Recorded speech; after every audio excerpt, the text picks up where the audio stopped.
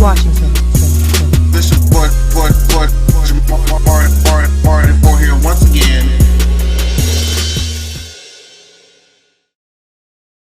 Hey, what's going on, YouTube? This your boy Jamar for here once again, and we are here to review this latest, very scandalous episode of Scandal. And there was a whole lot going on. There was a whole lot of tea that was spilled, and there was just a lot of sex going on. Everybody was getting it on in this episode. Everybody got a little something, something, but we're going to continue. So, this episode starts off very awkwardly.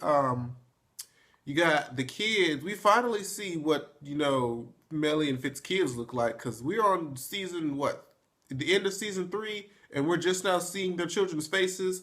If we've seen them before, let me know. I don't remember ever seeing them, let alone even knowing their names.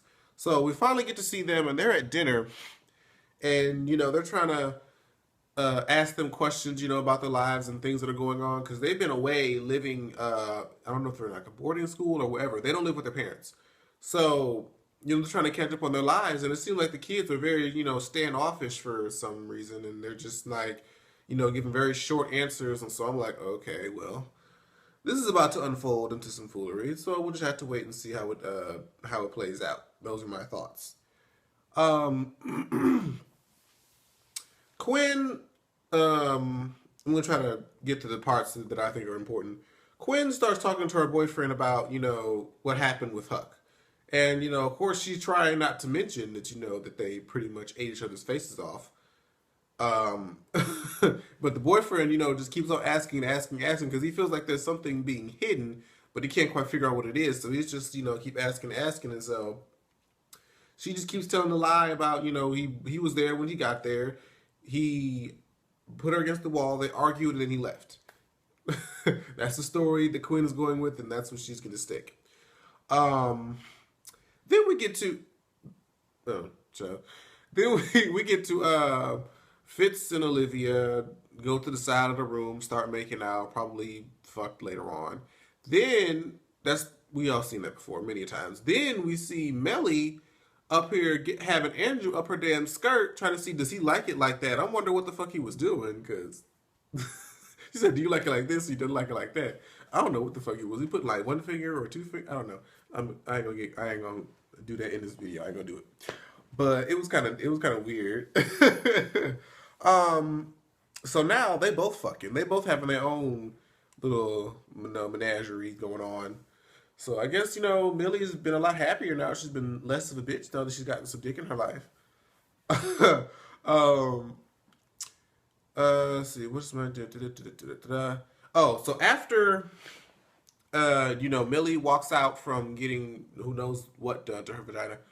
She walks out, and then not soon after, Andrew walks out, and Liv tells Andrew, "I'm gonna need you to stay away from Millie." And of course, he's gonna play the dumb card, like I don't know what you're talking about.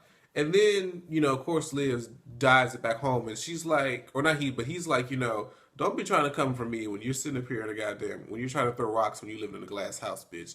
Basically, don't try to tell me what the fuck of what I'm doing when you're doing the same shit. We in this together. Then we get to Melly and her daughter Karen, and she's trying to pick out something for this big live interview, this big live family interview that she has. She's trying to pick out dresses, and Karen is not too much here for nothing that she's talking about. She's trying to pick out a dress, and Karen's like, "Why are you still with him? Why are you still with him?" And referring to Fitz. And Millie tries to say, "Oh, we're a happy family. We're stronger than ever." And she's like, "No, he's a monster. He cheated. He was the one who did this and did that." And she's trying to be like, "Oh well, nobody's perfect." And she's pretty much talking about herself, because she out there getting her own shit. She doing the same shit that Fitz was doing. So I'm still confused, and there's still a lot of holes into what's actually going on with Mama Pope and the girl whose name I never seem to figure out. I'm just gonna call her the girl with the dragon tattoo. They start plotting, and long story short, whatever Mama Pope is putting up, the girl with the dragon tattoo is not too much here with it. She's like, "Oh shit, I'm not even sure what the fuck this bitch is doing, but I want to be a part of it." And Mama Pope says, "Oh well, guess what? There's no way out." So she's like, well, fuck. Uh, Quinn is killing people to find Ivan, or whatever his name is. Then Pope and Associates tried to figure out something about the kids because Olivia tried to go and talk to them and get them ready for the interview, and they were kind of like, really standoffish still, like they were at the dinner. And Olivia's trying to figure out what the fuck is going on with these kids. I'm gonna need some dirt on their asses. Turns out that the son has a private Twitter account that's pretty much anti-Grant, anti against his father, because both him and his sister are pretty much, our father sucks, our father's cheating, our father broke the marriage and is a big asshole. So he has this big anti-Twitter account, and they don't know if he was like planning to do like a big reveal on live television or what, but they put a stop to that shit. Um. Oh wait. Now when they told Fitz about this Twitter account and he approached them about it, he yelled and they was fussing back and forth. And then of course Karen walks out and she's pissed.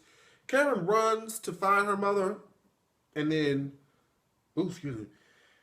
Liv follows after her, and she sees Karen running out of another room, and Liv looks to see where she's running from, and she catches Millie and Drew fucking, well, with her clothes down, and I'm just like, oh, well, good goddamn. It's not like Liv didn't know, but, Karen saw it, so now it's just like, oh, shit. you know, the girl with the dragon tattoo comes to Liv's office and fucks, what's her name? Harrison. Um, Millie tries to do damage control with her daughter, and she tries to say that it's not what it looked like. Karen was not here for anything that her mom was talking about. She said, bitch, get the fuck out my room. Shut the fuck up. What you talking about? I don't want to see you. It's not Dad. It was never Dad's fault because you were the one that was doing all the fucking lying. And so now, at this point, Karen just over it. Karen just over Millie and just pretty much said everything but called her a bitch. That's what I was waiting for her to say. And I'm about to be like, oh, okay, bitch. And Millie, I'm going to go on a very, very small tangent. And this might be a negative stereotype, but it's just something that I've noticed in culture. It just seems like when kids get unruly, because we know teenagers get, their hormones and whatnot, but it just seems like the Caucasian parents just seem to take it. And they just seem to get so emotional and they break down and they try to talk. Black parents or ethnic parents are liable to backhand and pull out the belt and or switch. We ain't about that life. And I just wondered if y'all agree with that. And I know there's, exceptions to each rule, but I just wondered what y'all thought about that. Random tangent, but let's move forward.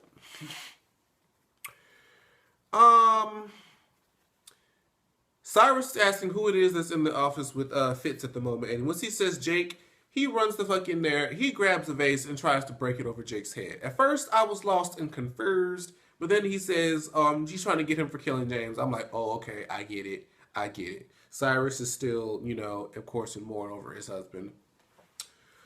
Momma calls Olivia and pretty much threatens her to say, you don't fuck with my shit, I don't fuck with you. In so many words.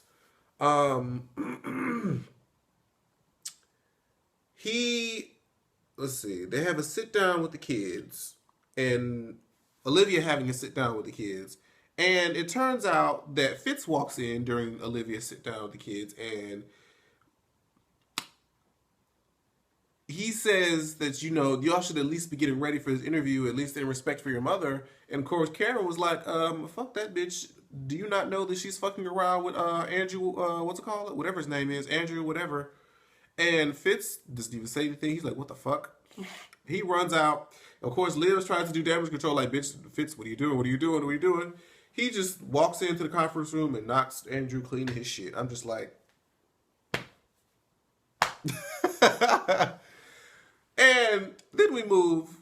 Quinn licks Huck's face and they make out. It's just weird to see. I feel very uncomfortable, and from my timeline, people agreed with me. It's just weird to see them kiss, and it just makes everybody very uncomfortable because no. Jake's pretty much threatens to kill Papa Pope because of his involvement that they see that he's partying against B613. And this was like the biggest scene of this episode was Melly talks to Fitz about Andrew. And this was very interesting to see how Fitz tried to turn this thing around. So basically, we're all pretty much like, Fitz, are you really about to be mad when you're sitting there doing the same shit? But Fitz says that he feels like Millie is the one that destroyed the marriage. And I'm like, what the fuck do you mean? He says that after their son, y'all know the T on their son, aka his brother. After that, after she had the baby, she said, oh, after the baby, I don't feel the same. I'm not sexual anymore or whatever. When in fact, we all know that after the baby, she didn't feel the same because she got raped by his father, and then she can't really deal with the psychological fact that her firstborn was his brother. It's just really fucked up. And he was like, oh, but you wouldn't touch me no more. That's because she was fucked up in the head psychologically. And for a long time, Fitz says that he just assumed that, it wasn't his fault, but he just, that his wife just wasn't, sexual anymore. And he's upset that apparently that's not the case. You were sexual, you just didn't want me. But you now are sexual with Andrew. And so he's trying to put this around on Millie. And Millie's like, oh, bitch, don't even try that shit with me, bitch. And, of course, mentions the whole Olivia Pope thing. Like, are you really trying to justify you're sleeping with Olivia Pope for me, sleeping with Andrew? And really, both of y'all ain't shit. So, I mean, and then Millie brings up the point that, she gave up her life for Fitz, and she gave and sacrificed so much, which in fact she did. I do give Millie that much credit. And of course, Fitz being ignorant, like literally he doesn't know, is talking about what only thing that you sacrificed is to try to get political power and press, and he's trying to figure out like what is it that you sacrifice? What is it that you sacrifice? And at this time, it looked like she's just starting to break down. And I'm thinking that she's about to utter, your father raped me. That's what I was waiting for. Or your son is really your brother.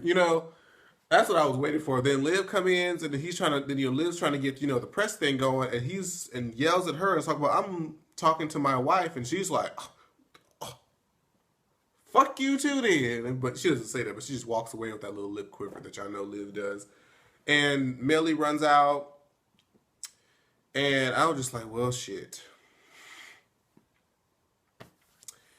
And pretty much the episode ends where Liv comes back, tells Fitz, you need to fix your family. Fitz goes to find Millie. They talk to their kids. They get their interview started, and we figure out that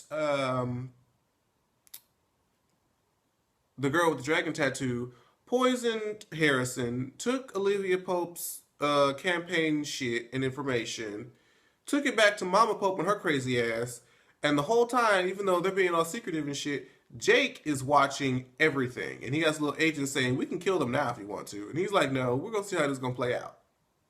And that's how the episode ends. God, I hate having to do these rushing reviews in 15 minutes. But it is what it is. I can't do it until May 13th. Hopefully that's when my strikes will be over and I can make my longer videos again.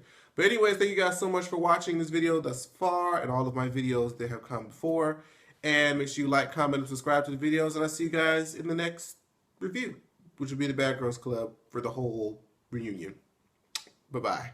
Like, share, subscribe. Washington, Washington.